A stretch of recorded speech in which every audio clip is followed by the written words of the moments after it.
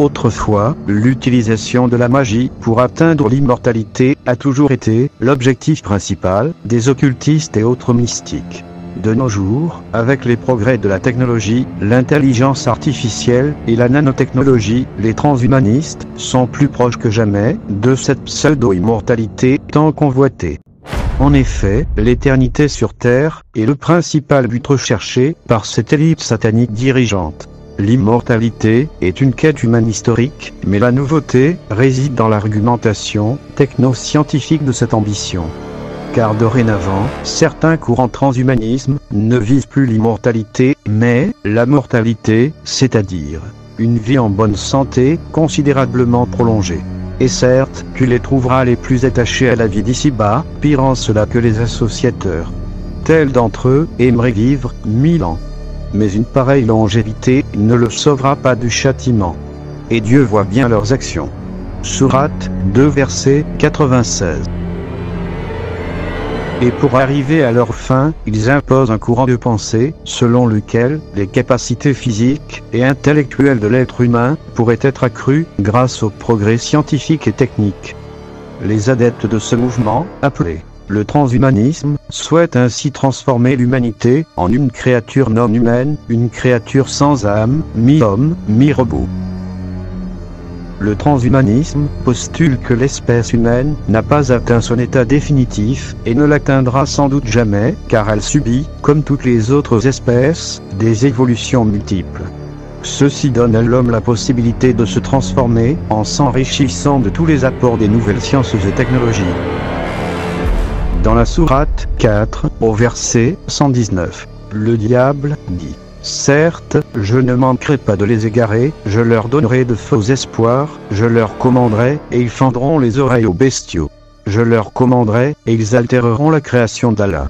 Et quiconque prend le diable pour allié au lieu d'Allah, sera, certes, voué à une perte évidente. Il y a plus de 1400 ans, l'une des plus grandes conspirations sataniques de l'histoire de l'humanité nous fut révélée, à savoir la modification et la corruption de la création d'Allah, sous l'influence directe de Satan le lapidé. Le clonage artificiel d'un animal est peu à peu devenu une réalité au cours du XXe siècle. Il se trouve en effet que les expériences de clonage sont menées à partir de cellules tirées de l'oreille de l'animal. Autrement dit, on peut obtenir la réplique d'un être vivant en prélevant des échantillons de cellules directement dans l'oreille de l'animal. Et cette façon de procéder peut nous rappeler le verset cité précédemment, à savoir « Je leur commanderai, et ils fendront les oreilles aux bestiaux ». Tout d'abord une simple théorie, le clonage a fini par prendre forme suite au travail de nombreux scientifiques. Un débat éthique est surtout né suite à la création de la brebis, Dolly, le premier mammifère cloné avec succès. Il semble qu'il s'agisse de la dernière porte, avant la possibilité de cloner un humain. En 2020, Emmanuel Charpentier et Jennifer Doudna reçoivent le prix Nobel de chimie pour avoir découvert l'un des outils les plus pointus de la technologie génétique. Outil que l'on nomme désormais les ciseaux génétiques CRISPR-Cas9. Les deux chercheuses ont conjointement découvert un moyen simple de modifier l'ADN de n'importe quel organisme. Cette technique d'édition du génome permet aux scientifiques d'éliminer et d'ajouter des fractions de matériel génétique avec une extrême précision. Le verset 119 de la sourate 4 contient l'expression Yubatikuna, dérivée du verbe bataka, qui signifie couper, rompre, fendre. Suivi du mot Adana, traduit par oreille, et dont la racine du mot nous rappelle le terme ADN, Alif, Da. Nous, et finalement, les expressions employées dans le verset 119 de la sourate 4 peuvent aussi, éventuellement, faire allusion aux ciseaux génétiques CRISPR-Cas9. Et bien sûr, Dieu est le plus savant. Certains, parmi la communauté scientifique, sont préoccupés par la perspective d'utiliser les manipulations génétiques pour créer des humains à la carte, modifiés sur demande. Car selon eux, la modification dirigée du génome pourrait vraisemblablement avoir des conséquences néfastes sur l'humanité, bien plus graves que les changements climatiques et le péril de l'énergie atomique. Dans ce contexte, les conséquences d'ouvrir une boîte de Pandore nous guettent. L'utilisation du système CRISPR-Cas9 pour créer des humains à la carte, en manipulant les gènes des cellules germinales, résulterait en des changements permanents, passés de génération en génération. Dans la mythologie et le folklore mondial, beaucoup d'êtres hybrides occupent souvent une place importante.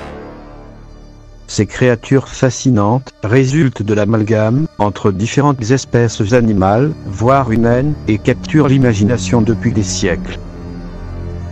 Car la science, qui joue aux apprentis sorciers, semble vouloir recréer certaines de ces créatures en implantant des cellules humaines dans des embryons d'animaux. Toujours dans le Coran, la sourate 17, verset 49-51, nous laisse entrevoir l'évolution biologique et génétique de ce groupe d'incrédules spécialistes de l'eugénisme. Et ils disent: quand nous serons ossements et poussière, serons-nous ressuscités en une nouvelle création? Dit: soyez pierre ou fer ou toute autre créature que vous puissiez concevoir. Ils diront alors: qui donc nous fera revenir? Dit: celui qui vous a créé la première fois. Ils secourront vers toi leur tête et diront: quand cela? Dit: il se peut que ce soit proche. Dans les versets précédemment cités, il est bien précisé: soyez pierre ou fer ou toute autre créature que vous puissiez concevoir.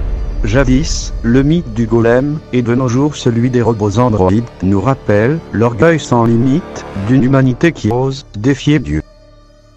Et bien que ces créatures peuvent être de plusieurs natures, à savoir pierre, fer ou tout autre matériau, les âmes de chacune de ces créatures finiront toutes par revenir à leur Créateur tout-puissant. Il y a parmi nous ceux qui souhaitent échanger leur esprit consciemment avec celui de l'intelligence artificielle afin de pouvoir s'éterniser dans ce bas monde. C'est ainsi que beaucoup de personnes pourraient intégrer le projet Neuralink en changeant leurs esprits contre celui de l'intelligence artificielle. Et cet échange s'appelle vendre son âme au diable. Cela nous amène donc à imaginer la suite qui pourrait se passer si jamais le Dajjal se manifestait et prouvait qu'il était derrière toute cette intelligence artificielle. Car le transhumanisme, le clonage, l'altération de la génétique, ainsi que l'intelligence artificielle, ne sont que des outils conçus et mis en place par le diable et ses suppôts, afin de servir la fitna du Dajjal. Avec tous ces outils à sa disposition, le faux messie charlatan fera de grands prodiges, au point de séduire la majorité de la population mondiale. Dans un hadith, le prophète, paix et bénédiction de Dieu sur lui, a dit, à propos du Dajjal, la partie de sa fitna sera qu'il dira à un bédouin: pensez-vous que si je ressuscite votre père et mère pour vous, vous attesterez que je suis votre Seigneur? Il dira: oui. Donc, deux démons lui apparaîtront, dans l'image de son père et sa mère, en disant: ô mon fils, suivez-le, car il est votre Seigneur. Et d'ailleurs, de nos jours, certaines entreprises chinoises affirment avoir ressuscité numériquement des milliers de personnes décédées en utilisant la technologie de l'intelligence artificielle. Pour conclure, je dirais qu'il est très important de ne pas sous-estimer l'influence du transhumanisme sur notre vie et de rester conscient de sa puissance pour éviter de sombrer dans la fitna du Dajjal. Merci d'avoir suivi cette vidéo, abonnez-vous sur ma chaîne, partagez-la et likez si cela vous a plu. Merci à tous.